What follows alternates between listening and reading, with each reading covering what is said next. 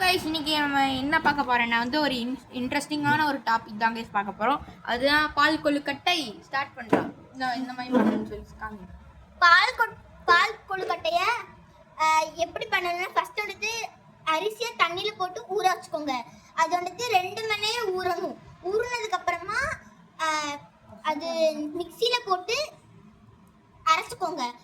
அரைச்சிட்டு அது ஒரு பேஸ்ட் மாதிரி வரும். வந்ததுக்கு அப்புறமா அது அப்படியே வந்துட்டு இதோ இந்த மாதிரி ஆற விட்டுருங்க மக்களே.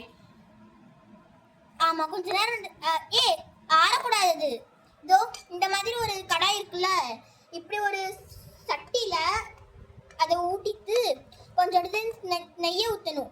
நெய்யை ஊற்றி கொஞ்சம் எடுத்து கிண்டிக்கிட்டே இப்படி எடுத்து ஒரு கட்டி மாதிரி வச்சுக்கணும். பிக்கவே முடியல மக்களே. அப்புறமா வந்துட்டு இதோ அது இந்த மாதிரி பிடிச்சி இந்த மாதிரி வந்துட்டு கொழுக்கட்டை பிடிச்சி வச்சுக்கணும்.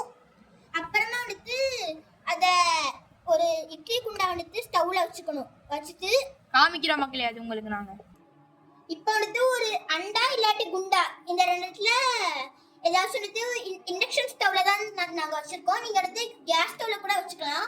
வச்சுட்டு இதோ அதெல்லாம் வந்துட்டு இந்த இதோட ஊத்திக்கோங்க. அந்த தேங்காய் பால் இருக்கு இல்லையா, அதில் எடுத்து தண்ணி சேர்த்துட்டு அதில் இருந்து ஊற்றிக்கோங்க. ஊற்றிட்டு பிடிச்சி வச்சுருந்த அந்த கொழுக்கட்டையெல்லாம் எடுத்து அதுக்குள்ளார போட்டு வேக விட்டுருங்க. அது வந்துட்டு ஒரு 15 நிமிஷத்துலேருந்து ஒரு 30 நிமிஷம் வரைக்கும் வேகத்தோடு. மக்களே, உங்களுக்கு நாங்கள் வெந்து முடிச்சப்பறம் காமிக்கிறோம். மக்களே பார்த்தீங்கன்னா வெந்திரிச்சு. இது பார்த்தீங்கன்னா சூப்பராக இருக்கா? இந்த பால் கொழுக்கட்டை வந்துட்டு நாங்க மாத்தி சொல்லிட்ட டைமிங்ஸ். ஆக்சுவலி இது வந்துட்டு ஒரு 7 to 10 மினிட்ஸ் வெந்தாலே போதும். 15 மினிட்ஸ் to 20 மினிட்ஸ்னு மாத்தி சொல்லிட்டோம் நாங்க. மக்களே, நெக்ஸ்ட் ஸ்டெப் அப்புறமா காமிக்கிறோம் உங்களுக்கு. இதான் பார்த்தீங்கன்னா தேங்காய் பால். ஓகே, இப்போ வந்துட்டு வெந்துருச்சு இல்லையா?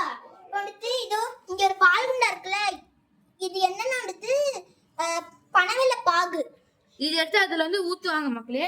ஊத்திட்டு உங்களுக்கு காமிக்கிறாங்க. இது எடுத்து அதுல ஊத்த மாட்டாங்க. அதெல்லாம் எடுத்து இதுல கொட்டுவாங்க. ரெண்டுமே ஒண்ணுதான்டா மக்களே. அது பண்ணிட்டு உங்களுக்கு நாங்க காமிக்கிறோம். மக்களே பாத்தீங்கன்னா வேக வச்சு எடுத்து அந்த இதுல ஆல்ரெடி அதே தண்ணியில போட்டுட்டோம் மக்களே. எடுத்து வச்சதெல்லாம் இதோ இந்த குண்டால போட்டாச்சு. இப்போ எடுத்து ஏலக்காய் போடணும்.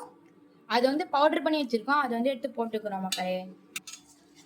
இப்போ பார்த்தீங்கன்னா இதை எடுத்து இதோ இந்த பாகு இருக்குல்ல, இந்த பனவெல்ல பாகு, அதை வந்துட்டு ஃபில்டர் பண்ணணும். ஃபில்டர் பண்ணி ஜல்லடையில போட்டு வடிகட்டி இதில் வந்துட்டு சேர்த்துக்கிறோம் நாங்க. மக்களே, ஊத்தின அப்புறம் நல்லா போட்டு கிண்டணும் மக்களே. இப்போ பார்த்தோன்னா இதில் வந்துட்டு நம்ம வந்துட்டு நெய்யை கொட்டிக்கலாம்.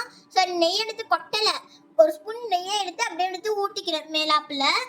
ஒரு ஸ்பூன் இல்லை, 2 ஸ்பூன் ஊற்றிக்கிறோம்.